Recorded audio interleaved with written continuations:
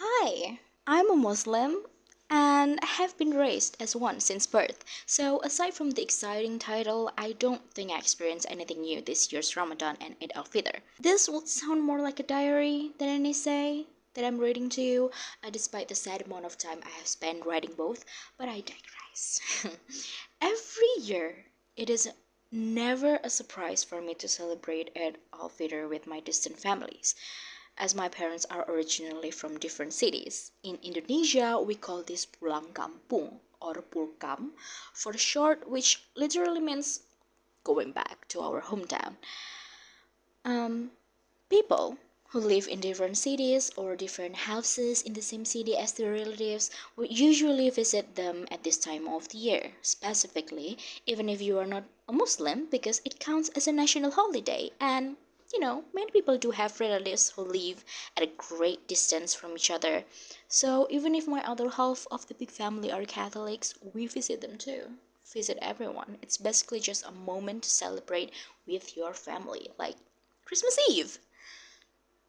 This year is not that much different, so I'll just describe how it usually goes. My parents and I will join the Eid al-Fitr Salah at the mosque near our house, and then after the Salah, we either immediately prepare or already prepare it the night before for our travel out of town or visit the surrounding neighborhoods to do unjung unjung. It's a tradition in Japanese culture to visit your neighbors after Eid al-Fitr Salah, to offer our humble apologies to each other and forgive those who had wronged us in the past year, and to catch up with them. Especially if you haven't, seen each other for a while or haven't had a good conversation with each other more than, saying hi, passing by. Some people would prefer to travel to their hometown the night before to avoid high traffic because it's a national holiday.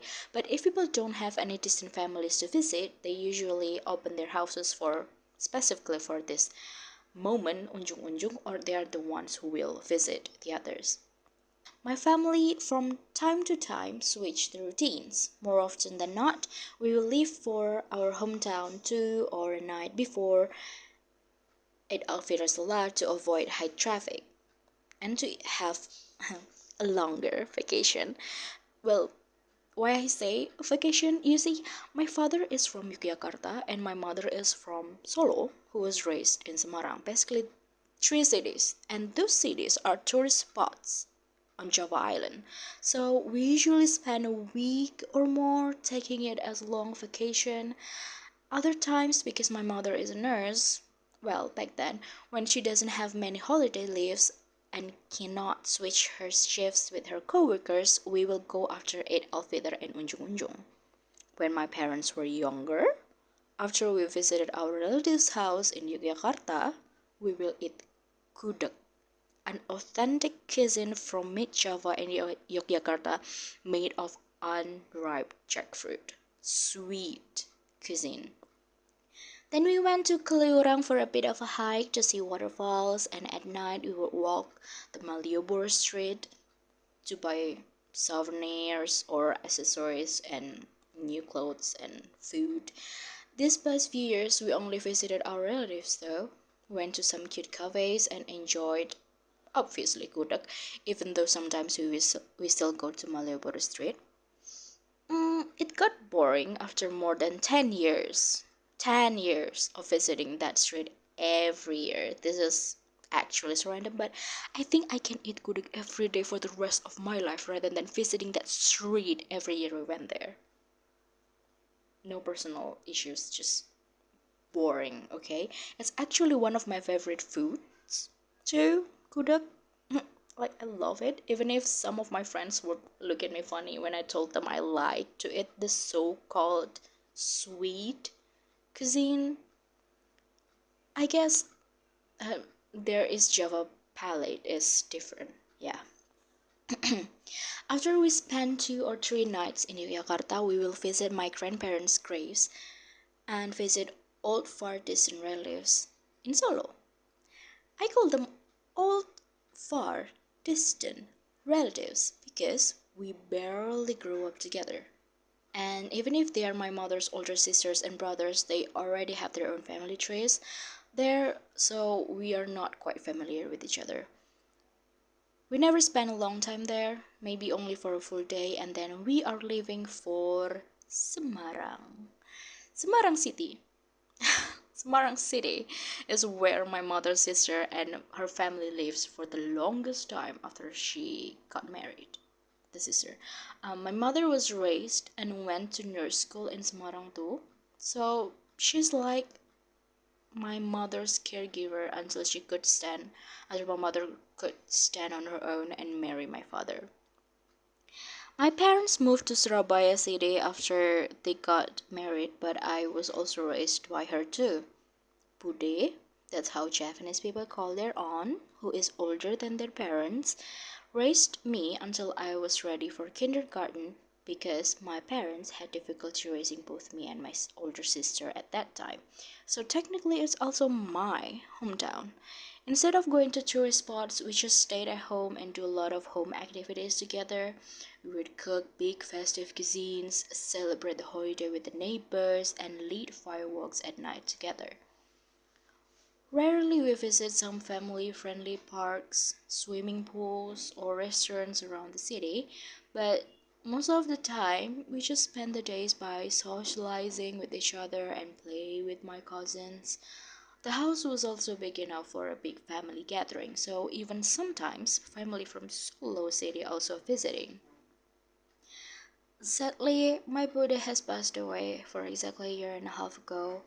The house isn't as crowded since my cousins also have their own families with their own houses now, and their routines aren't as festive anymore.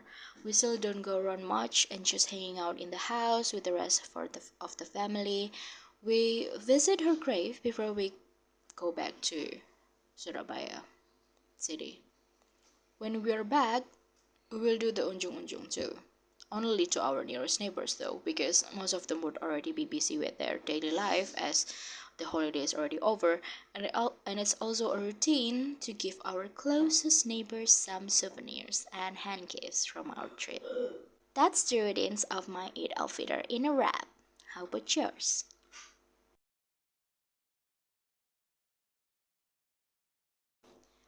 Lebaran is a Japanese originated word, means Eid al-Fitr, the end of Ramadan, and the first day of Shawwal in Islamic calendar.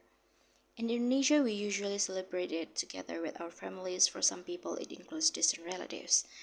People from around the country visiting their close ones who live in different places, cities, and even islands to celebrate it together.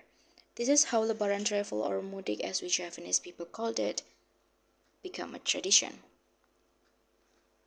Lebaran travel is a huge deal in this country. With our big population of Muslim, this has easily become a part of a culture. Even for people who are not Muslim, they sometimes joining the festivities of traveling to their hometown or joining other parts of the culture, that is cooking the iconic Lebaran cuisines from our perspectives, regions, and unjung-unjung. Lebaran is a national-wide holiday, so people also take this opportunity to take a break from their schools and works to take a vacation somewhere, as I do in my previous post. People also take this to socialize with their families and friends who they barely met and talked to in their busy life.